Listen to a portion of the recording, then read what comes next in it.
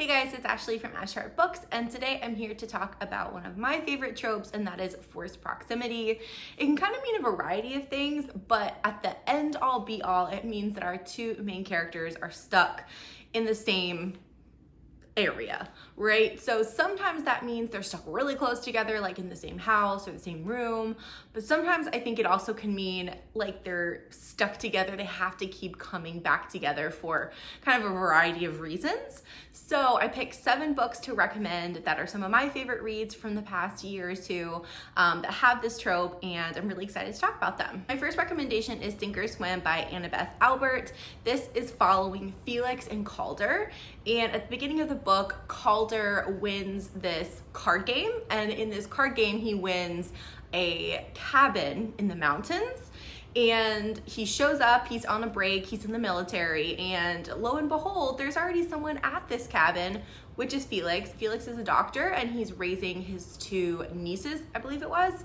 So he's a single dad, and it turns out that his ex sold away his cabin that's been in his family forever in that card game. So the two of them are stuck together because this is one of my favorite things that happens with forced proximity. These two get to the cabin and bam, it's a snowstorm. So obviously no one can go anywhere. They're stuck there for a couple of days because the snow is so bad, no one can get out, and sparks fly. It's a really cute romance. This one just had my heart like beating so fast. I had a smile on my face.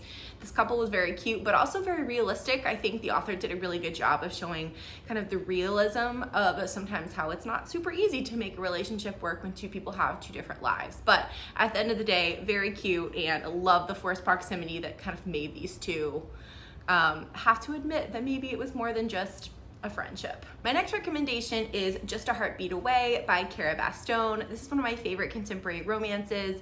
This one follows Via and Sebastian, and the kind of forced proximity comes up in this book because Via works at Sebastian's daughter's school. I believe she's a counselor there. And so obviously this isn't as close together as being stuck like in a house, but these two kind of have to keep running into each other. And Sebastian is a single dad. I loved his character, but he's very kind of closed off. And it's one of those things where he felt sparks with Via, but if she wasn't constantly in his orbit, because of his daughter, I don't know if anything would have happened. So luckily though, they keep having to run into each other, and one thing leads to another. This one's also an age gap, and I thought it was done really well. I just really loved these 2 characters. I thought it really worked, and I love the forced proximity, and his daughter was very cute. My next recommendation is Snowbound with His Forbidden Princess by Pippa Roscoe. This one has a couple things I like. So starting off, I knew I would like it because it has a royalty kind of aspect to it. So our main character is a princess in a Scandinavian country, and she, at the beginning of the book, is dealing with some really hard things, but her brother sends her to bring this medal to a soldier who is at this remote cabin in the middle of nowhere, kind of recuperating, and she doesn't want to go, especially when she finds out who it was. It turns out that this man, the soldier, was actually someone she knew from her past. These two had fallen in love and had a kind of whirlwind relationship in college until she found out that he was actually a secret security agent her father had hired for protection, and that he had been lying to her about that. So this is 8 years later. It's a second chance romance, and so she gets to this cabin to give him this medal that she really needs him to accept. He does not want to accept this medal because of extenuating circumstances, and it's really just the relationship, and it starts off with, obviously while we're talking about it, with forced proximity, because once again, our favorite kind of plot point is a snowstorm. Yep, another snowstorm came in and blocked them in. And obviously this was in like the Scandinavian wilderness, so this was a very bad one. They had to stay together for a few days in this very beautiful cabin. And so obviously they kind of had the time to work out what happened, what went wrong, kind of find their way back to each other, and maybe decide, is it worth the relationship? My next recommendation is a little bit different, but I love this book, and that is For the Wolf by Hannah Witten. This is a fantasy, and I would say it really skews towards fantasy romance, which is one of my favorite things. And this book follows Red, and Red is the second daughter, and she basically, in this world, has to go kind of be given to the woods as kind of like a sacrifice type of thing. And there's all of these horrible rumors about what happens to these women when they're given to this woods. This book is very atmospheric and a little spooky, but like really just, I felt like you were absolutely immersed. So she goes to this wood. She kind of has somewhat accepted her fate. And it turns out there's a lot more to this wood that anyone knows.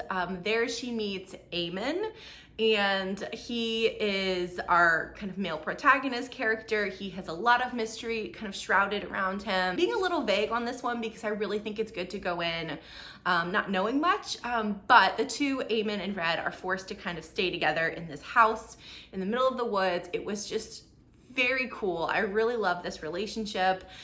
He's very much so very closed off, and you know, they have a lot to work through. But I thought this did a great job of combining fantasy, very atmospheric elements with romance and those tropes that we love, like that forced proximity. So if you're looking for that trope in something that's maybe a little different, I would give this one a try. My next recommendation is The Lights on Knockbridge Lane by Rowan Parrish.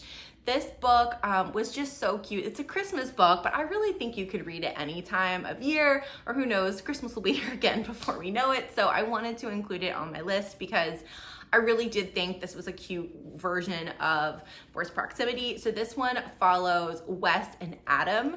And basically we have Adam, and he is a single dad. He moves on to Knockbridge Lane, coming back into town after quite a long time. And he's just trying to raise his daughter the best he can. His daughter is a firecracker. Loved her. And she's really into science. And it turns out that their neighbor down the street is Wes, and he is very much of a kind of a recluse. He does not want to leave the house, but he's also kind of a scientist. And he has all of these cool things in his house that his daughter is just totally enamored with. So because she keeps going over there, even after her dad's like, honey, please stop bothering the neighbor, he obviously has to keep going over and getting her. Hence where Wes and Adam really meet each other and start, you know, kind of falling in love. And I just thought this one was so cute. I loved the Christmas aspect of it. There is a cute Christmas part of it because they're trying to put like the most lights ever on their house. So it's very cute with that aspect, but the love story itself is just adorable. I really enjoyed this one. It also has some pretty steamy parts, which I really liked. And I just loved the whole dynamic between, honestly, the three of them. Very cute and very much a forced proximity, being neighbors. My next recommendation is The Fastest Way to Fall by Denise Williams. This one is one that I really enjoyed. This one follows Britta and Wes. So Britta is working for this magazine, I believe, and she's trying to kind of get her writing career off the floor. And they want to do this like feature on this new app that's kind of a exercise wellness app, and Wes is one of the creators of this app. And I really like the way that they talked about it in this book. It really wasn't about like weight or things like that. It was really about moving your body, having self-confidence, feeling strong, and doing things that would help you achieve those goals. So Britta is tasked to basically start up on this app and then write kind of her experience on it. And so Wes ends up being, even though he's one of the creators, he also wants to be her trainer. And so they start up a communication through mostly text messages, like on the app at first, which I really liked.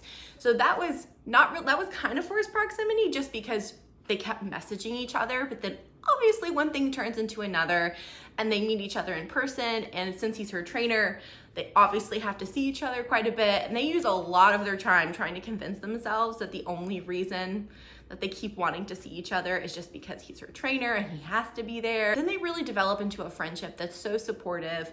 And they kind of fell really slowly and then kind of all at once. And it was very cute. I really liked so many aspects of this book, but I thought the whole trainer aspect was a really fun way to kind of use a forced proximity trope. And my last recommendation for forced proximity is Magnate by Joanna Shupe.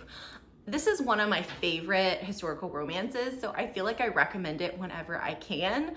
but this one follows Emmett and Lizzie. It's a historical romance, and it's set in New York, I believe kind of in the Gilded Age. And in this story, Emmett is definitely a self-made man. He's very, very wealthy, but he did not start there. He's definitely, come kind of from the bottom up, but he's very good with money and stocks in the stock market.